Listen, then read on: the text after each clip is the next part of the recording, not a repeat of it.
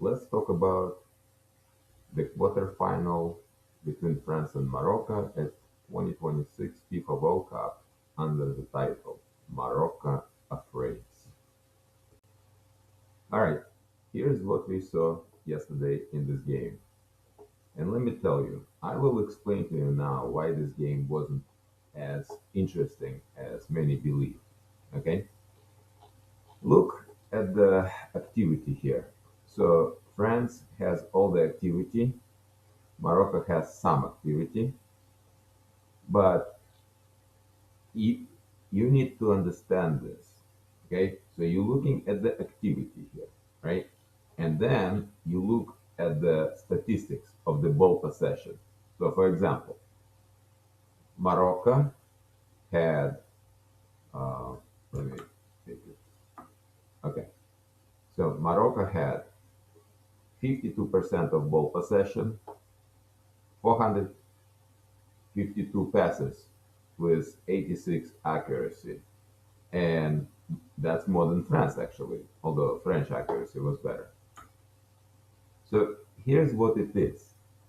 Morocco is definitely is a good passing team, very skillful, very nice. But when they lose the ball, they cannot basically, and most of the time they could stop French running at them. Yes, most of the time they could stop French running at them, but uh, a few stinging attacks still pass through, and uh, score could be easily 3-0 in the first half already. Okay, Mbappe didn't score the penalty, and by the way, he could have 9 goals now, and Messi could have 10, right? If Messi did not miss, and Messi is breaking records, right? Four missed penalties at World Cup. Actually, yeah, I am wondering if it's like if he missed anything on the row as well over several World Cups. Anyway, but this is not what we are talking right now. France had something like 20 shots on goal in the whole game, and probably about 13 in the first half. Not on goal, I'm sorry, shots. And then there were like 7 on goal. Now, for whole game, 8 on goal. Morocco had one. What? Here's what I seeing in this game. Basically, France, uh, France just was a better team in many senses. This is one of the saves the Moroccan goalkeeper made.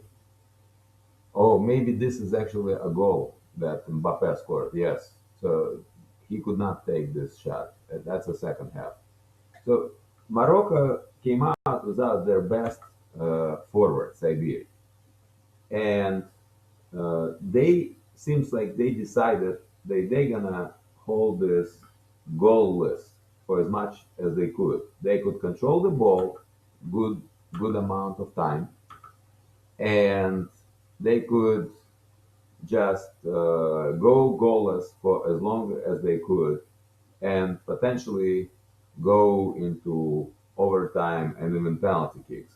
But maybe this wasn't the plan. Maybe the plan was a little bit different. Maybe the plan was just try not to let France, basically, I think that's what it was. Try not to let France to run havoc in the Moroccan uh, defensive zone. Basically, Moroccans were just trying to make sure that everything is secure, and they did not go forward in numbers. That's what they did. They just did not want to go forward in big numbers. And because they did not go forward in big numbers, then this is why uh, France, France always stop their attacks.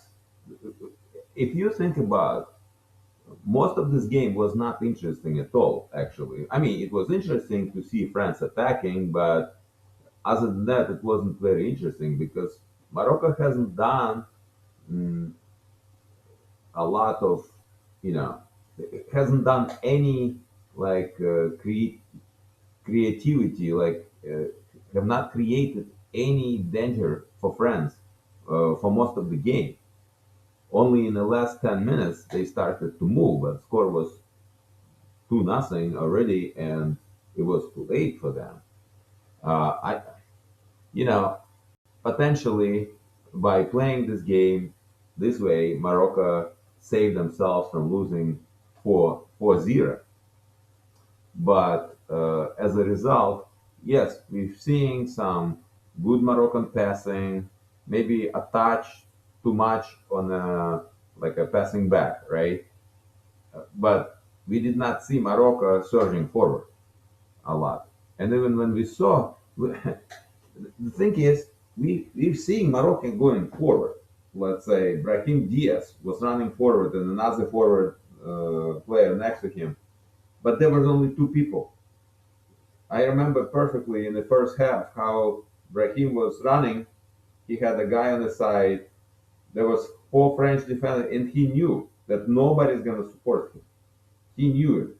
So he just went against all these defenders and he lost the ball. And that was the plan. The plan was attacking in small numbers. So to make sure that there are always people sitting back and defending French counterattack when they inevitably come. Moroccans did look like heavier, but they weren't heavy. They were just purposely slow. With their excellent skills, they they really were able to control ball. As you see here, 52% of ball control in a game which they were totally defeated. Okay, it's not like France was not dominating this game. France was dominating this game, and yet in the game that France dominated, Moroccans were able to pull majority of the ball possession. Shows you something. Shows that their plan, they are skillful, but their plan, I mean, again, it's hard to tell. Was their plan correct or not? Their plan was losing this way or another. As I mentioned before, France has just too many tools against uh, any defense. And Morocco was, of course, not having their best player on the field. Uh, they chose these tactics. But who knows if Morocco would go like and surge forward from the first minutes, let's say, being very active in 10 minutes and see if they could score a goal, right? Maybe if they scored first, France would try go and get equalizer, and Morocco would be able to counter attack with less people, so their plan would be fulfilled. But that didn't happen. This is what usually happens when teams want to to have counter-attacking games. To create counter-attacking games, they need basically to score early goal and let the opponent attack and then counter-attack against it. But Morocco did not do that part for sure. They from the beginning they created solid defense, but even that solid defense made a penalty kick. There were a couple shots that Bono saved. Uh, there was a crossbar was hit. France was all over Morocco. I mean, maybe if Morocco did not defend the way they did, uh, maybe there would be more chances for France. Potentially, yes. But nevertheless, France won and they deserve it. And we will see them in semifinal. So this is my analysis. Thanks for watching. Always.